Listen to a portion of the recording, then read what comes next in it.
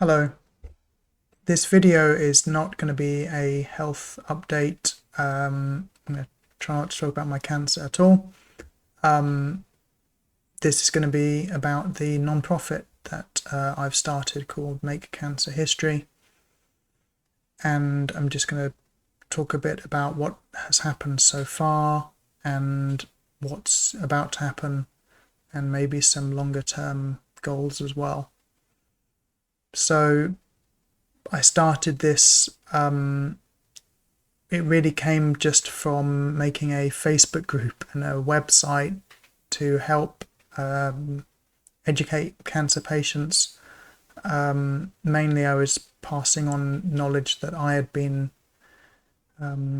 picking up and collating and thinking about and curating, because I had to learn a lot very, very quickly. In 2016, it was the July, so pretty much exactly 8 years ago, when I was suddenly diagnosed with stage 4 cancer.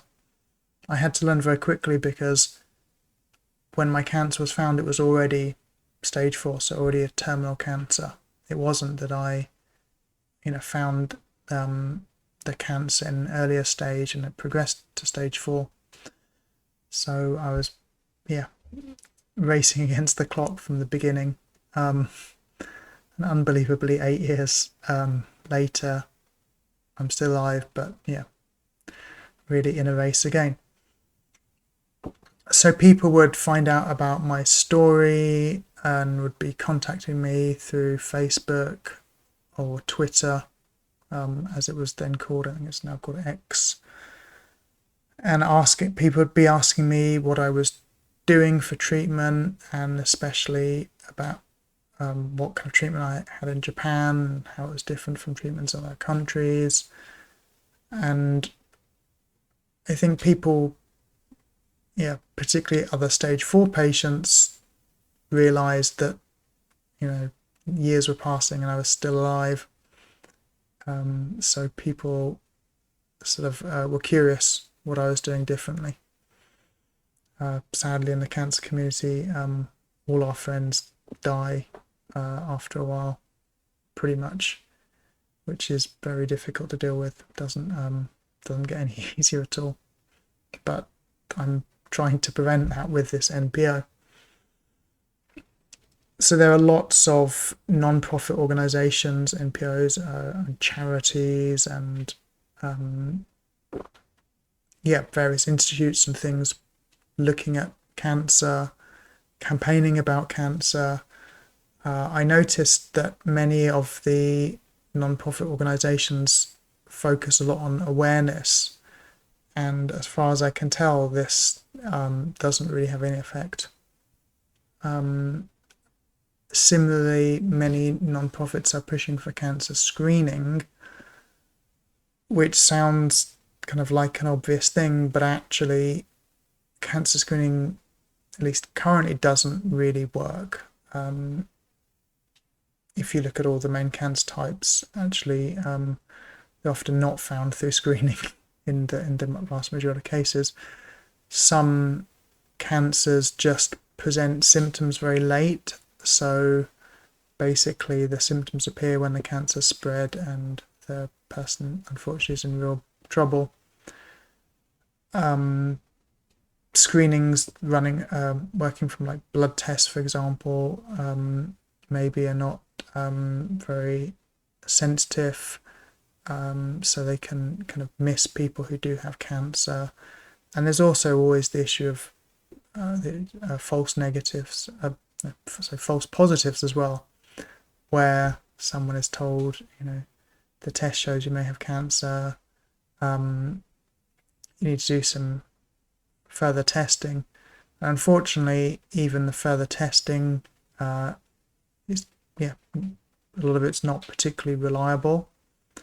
So imagine if someone had a persistent cough, and you think, well, that could be lung cancer, and a blood test maybe showed an elevated tumour for lung cancer, and they take an X-ray and there's lung nodules, so kind of things visible in the lungs. Well, 50% of chest X-rays show lung nodules, and obviously, fortunately, in the vast majority of cases, that's not lung cancer. And then you would go into more testing, CT scan. If a lung nodule is big, it could, I guess you could do a needle biopsy. If it's big enough. So yeah, screening is not particularly reliable at the moment.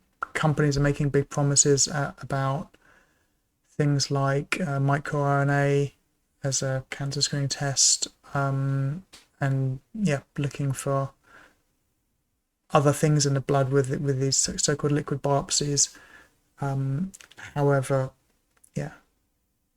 as of 2024, the promises are very similar to those made in the past, and I'm not particularly hopeful about any of that stuff. So I think it makes a lot more sense to so one thing is obviously really look at prevention, and some NPOs are doing that, but a lot of that really needs to be done by hospitals but not in hospital.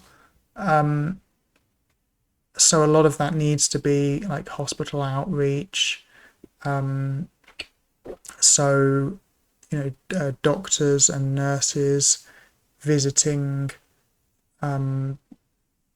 subpopulations that are particularly at risk, educating people on what to look out for, and really educating them. So awareness is typically such a superficial thing in the cancer world.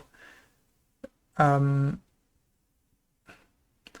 you'll see these big lists of symptoms, and then there'll be a little note saying, oh, of course, even if you have all these symptoms, it's more likely to be something else. Because typically many cancers don't really show symptoms for a long time, and often the symptoms come when they've spread, and then it's much, much harder to treat. The treatment outcomes are poorer, the treatment toxicities are higher, treatments are more invasive. So you're looking at surgery instead of radiotherapy, for example, or surgery followed up with 6 months of chemo or something like that. So I think it makes sense to look at prevention, but also really look at saving the lives of people with cancer now classed as terminal. Because I think doing that would be good, because you'd get to save a lot of lives, which would be very nice. But also, I think we would learn so much more about how cancer evolves in the body. We'd learn a lot more about how cancer suppresses the immune system. So cancer has amazing abilities to suppress the immune system. It also has a set of mechanisms known as immune escape, where it can hide from the immune system because the cancer cells are not presenting the labels that show they are cancerous. So I think looking at these stage 4 cancers, so that's the staging depends on the type of cancer, but typically it means the cancer spread to a distant part of the body. Looking at those, looking at why people die and how that can be prevented, really digging into the causes of death for cancer patients. I guess, I don't know if this is obvious, but people don't really die from the cancer. Not you don't really die from the massive tumor in the body. Could be in a dangerous place, could be obstructing a blood vessel or airway or something, but generally if people are dying from things like, so 30% of cancer death seems to be cancer cachexia, which is where the patient unfortunately starves because the cancer is metabolizing the body, not just the nutrients that are coming in. From it will be a drip at that stage. Patient will be on our intravenous drip, getting their nutrients. But in cancer cachexia, the cancer is able to break down body tissues for energy as well. A lot of cancer patients, it seems, would die from like heart trouble. Some of that is going to be treatment induced. Some of the cachexia may be chemotherapy induced cachexia. Various kind of massive organ failure, these kind of things. So we need to dig into this and systematically and rigorously deal with each one. I still find it very, very hard to believe that cancer cachexia is not a massive research topic. As far as I know, there is just one single researcher on Earth who has at least publicly declared to be focusing only on cachexia. There are many people researching cachexia who research a bunch of things, and cachexia is one of the things, but it seems to cause 30% of deaths from cancer. It seems that around half of all patients suffer cachexia at some point, and often that means they can't continue treatment or they need a long break from treatment, and of course that gives the cancer a perfect opportunity to grow and spread and that kind of thing. I'm just going to put a fan on. Hopefully this won't disrupt the recording too much. It is 37 degrees here and extremely humid. So yeah, please ignore the pulsing fan in the background. Okay. So one of the things that will be the main thrust of the NPO's work in the future is establishing a research institute dedicated just to stage 4 cancer. So looking at how cancer spreads in the body, how it suppresses the immune system, how it escapes from the immune system. And there's work being done on this all around the world, but it's little bits. And I mean, I know this because I'm reading the papers all the time, that the papers being published. I look at what's being shown at the various conferences, what are the research topics, and I'm always looking for what people are working on, what are the new things. Patients often ask me about various treatments, so I'm always looking into those, and of course for my own situation I'm always looking for more treatments. And I believe one of the issues is that a lot of the research going on is very academic in the sense that it's happening at academic institutes. The researchers are suffering from lack of resources. They're under a lot of pressure to publish papers because that's how academia works. There is often a single researcher or two researchers working on something. If you talk to an industrial researcher about how cancer research is done, they'd find it very, very hard to take you seriously, because typically in sort of an industrial lab, looking into developing new materials, you have big teams of people with wide and deep expertise looking at how to bring about a solution, not whether a certain thing is going to work or not. So there's a lot less interest in a sort of binary questions. So the question is not, can X, Y, and Z be a good combination cancer treatment? It is more, how can we use the properties of X, Y, and Z to treat cancer? And typically industrial labs will pursue many paths of research at once because it's very hard to predict what's going to work, and they don't have the time because of maybe commercial pressure. They don't have time to go down the wrong path too far. But also when you look at multiple pathways at once, often what you learn on one pathway, it gives you massive insight to other pathways as well. 2024, there's so much happening with electrical storage technology. So it's a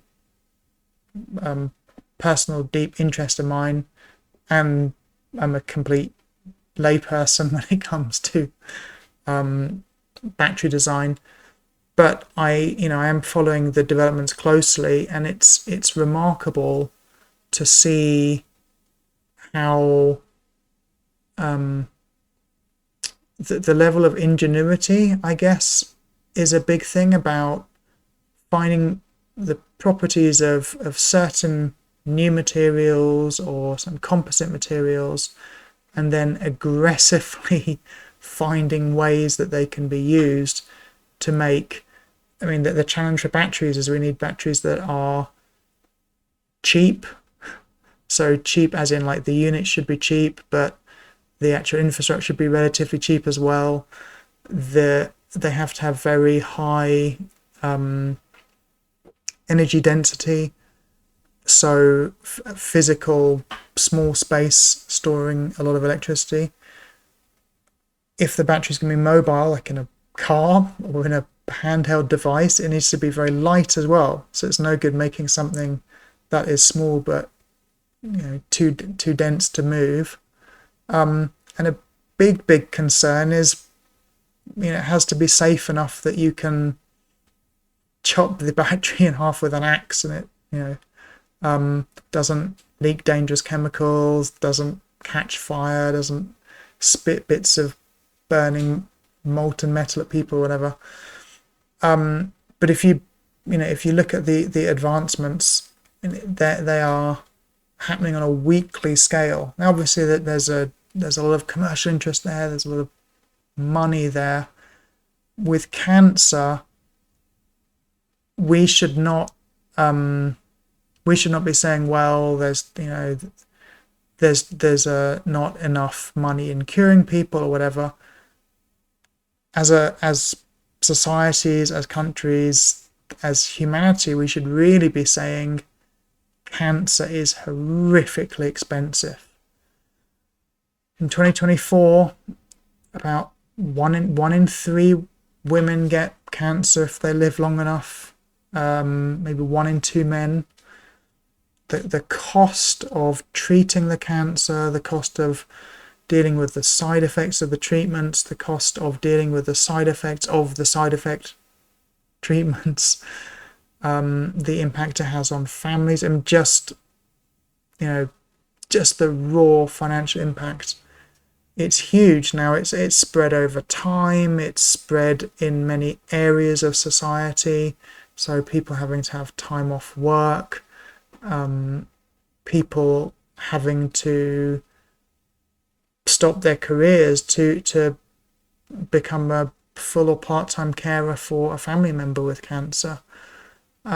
People with, who are doing amazing, wonderful things, and it gets cut in a 1 second with a terminal diagnosis.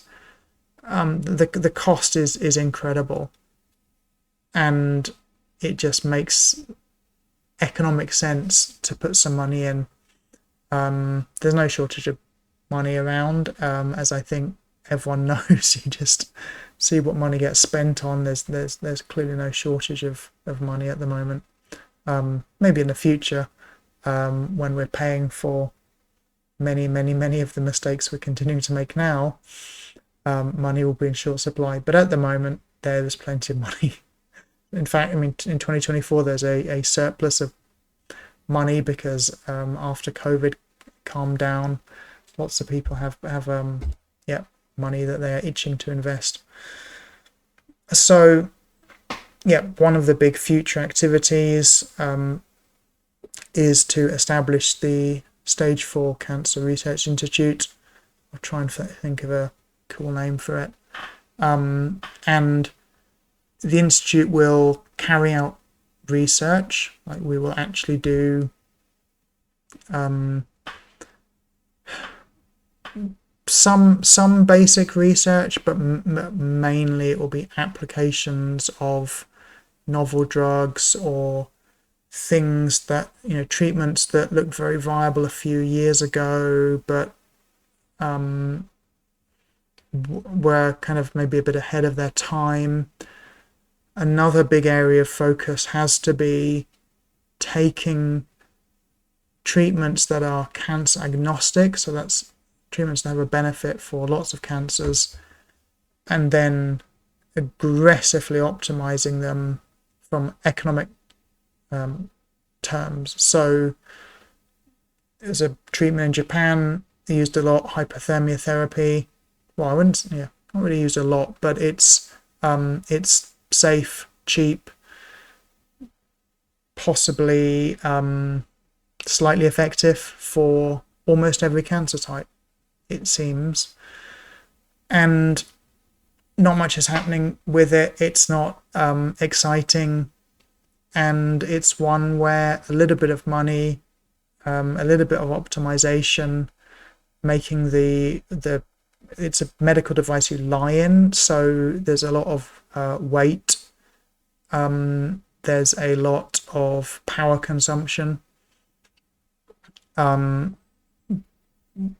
Big medical devices are often quite high maintenance because obviously for safety they have to be operating in very narrow parameters. So just that would be one thing where relatively, I don't want to say it certainly wouldn't be easy, but it's straightforward. It's not anything mysterious. It's like we have these machines, they seem to be beneficial across a wide range of cancers. Wouldn't it be sensible to, first of all, optimize just the current machine, so current performance, but optimized, so less power consumption, physically lighter, easier to maintain. And those aren't secret magic things. Those are things that industrial researchers, industrial designers and engineers, that's what they do day in and day out. They take prototypes that are working but are not practical, and they make them practical.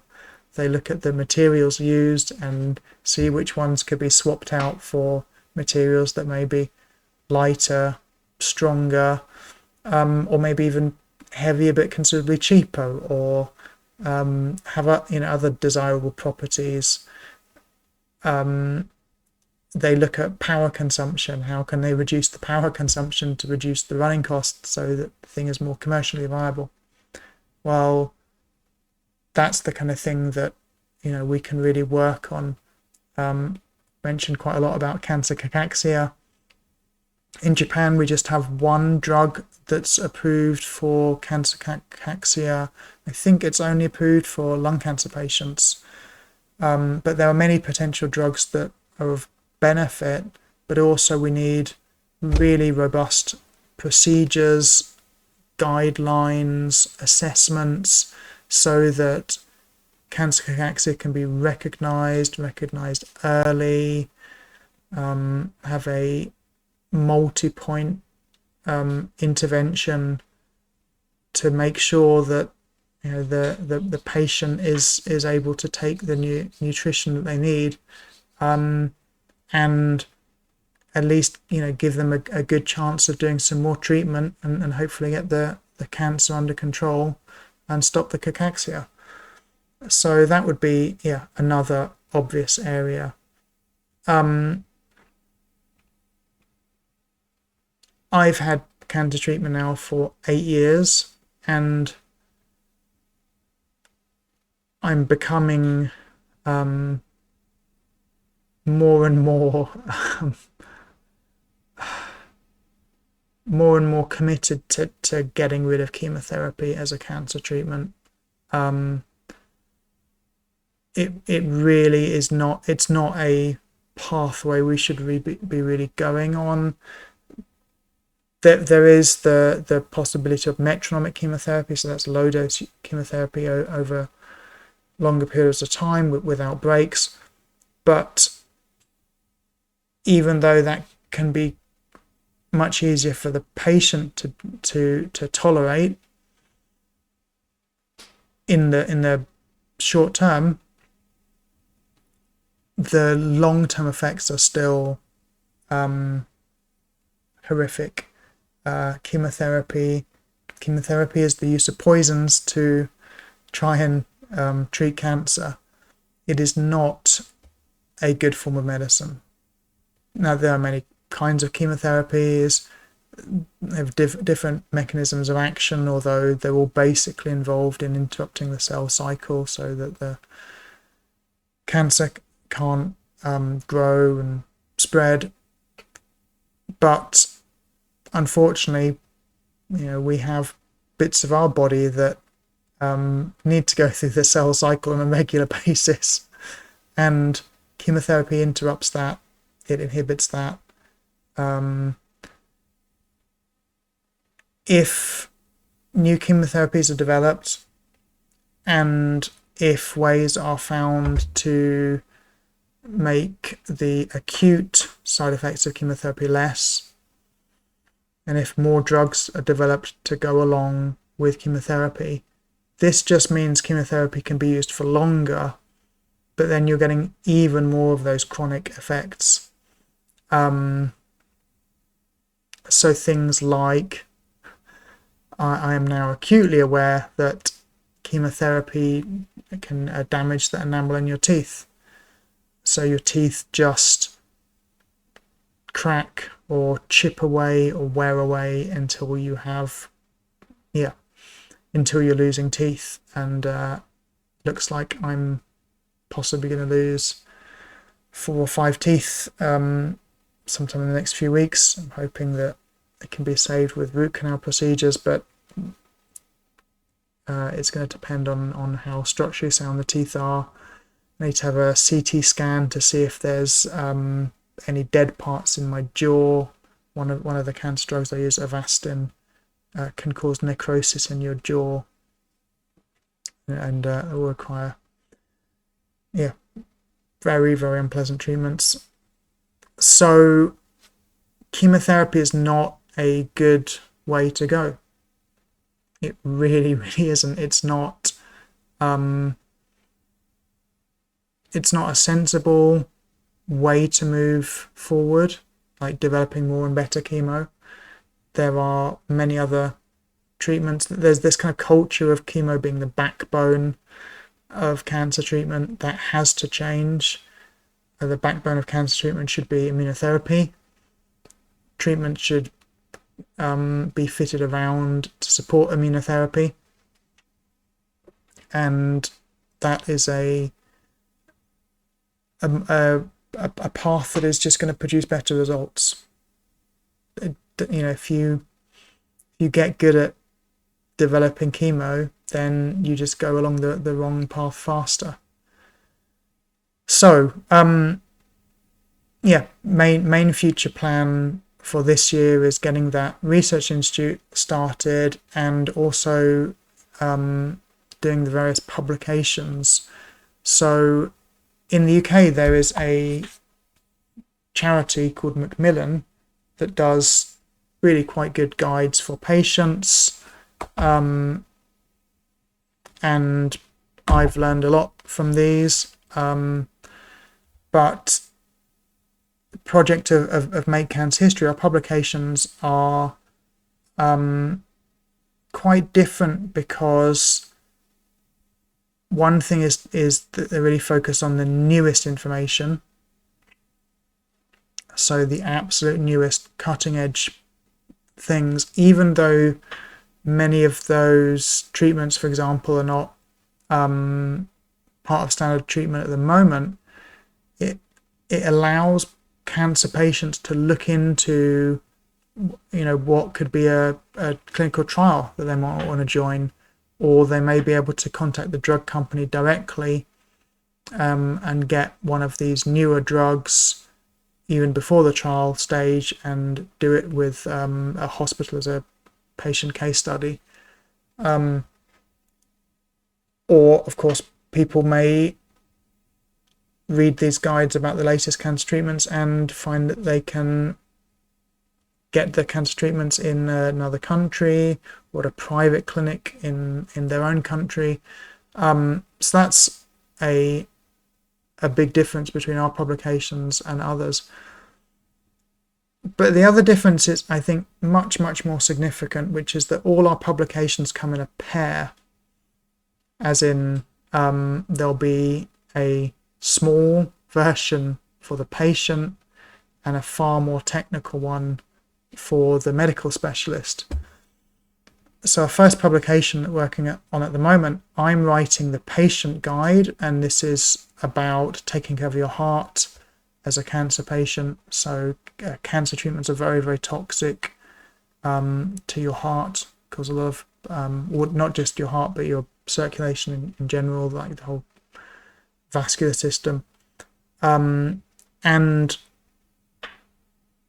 my co-founder of Make Cancer History, Dr. Hoshino, she is writing the kind of partner guide that's for oncologists who they will have, of course, very good knowledge of cardiology, but they'll know mainly what they learned at medical school, which for some of them 10, 15, 20 years ago. And at that time, even 10 years ago, there weren't these very long-term cancer survivors who are now dealing with heart toxicity from long-term use of cancer medicine. And of course, there are now many new cancer drugs, and some of them unfortunately are particularly toxic to the heart. So all our guides are going to be a one for medical professionals and a small one for patients.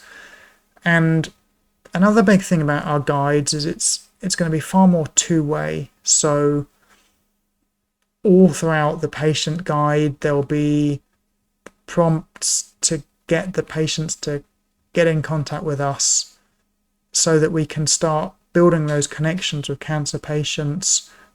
The same with the medical guides. We will encourage the oncologists or the other medical professionals to join our online training, to come to our seminars, to come to our events, so that we can start building a really robust network that is not focused on a specific academic institution, is not focused on a specific kind of cancer. And this way, we will be able to build up a massive network. And when I started the non-profit organization, the big thing that I wanted to do, that I thought was not being done, and now I know is not being done at all, is we need to connect patients and medical practitioners and researchers together. So even just getting doctors to talk to each other is quite difficult. We need cardiologists to educate oncologists. We need nurses to educate doctors. nurses have so much patient contact. They have so many things of great value to share about patient communication, about how to encourage patient self-care, which is a massive thing as a cancer patient, because one of the big changes in sort of the last 35 years is that many cancer treatments are done as an outpatient. So you visit the hospital, have the treatment, and you go home. You may go home with some cancer medicine that you take at home. You may go home with a device that you have to wear for like 46 hours, dribbling chemotherapy into your blood. So the patient has to do a lot of self-care. They have to monitor various things. So the patient has to take their blood pressure. They might have to have a diary of what they eat. They need to write down symptoms. Although actually with cancer, you're basically writing down side effects of medicines, not symptoms from the cancer. So yeah, it's really important to get the medical practitioners educating each other, get them talking to patients outside of a hospital setting, so at seminars and events, get the researchers talking a lot to the doctors and nurses and the patients to really see how things are being used and what's necessary, what directions do we need to move in. So this is one reason for the publication project, is to, we'll probably do, I think, 10 of them initially, so 10 topics, and each one has a patient booklet and a medical practitioner's guide. And the big focus is kind of deep education, not superficial awareness. And yeah, so those are two of the massive projects. And what's happened so far is that with the NPO, I've got a team of 5 of us. We're now recognized as a non-profit organization by the Japanese government, which makes a lot of things possible for us. It lets us do projects with local government, with national government.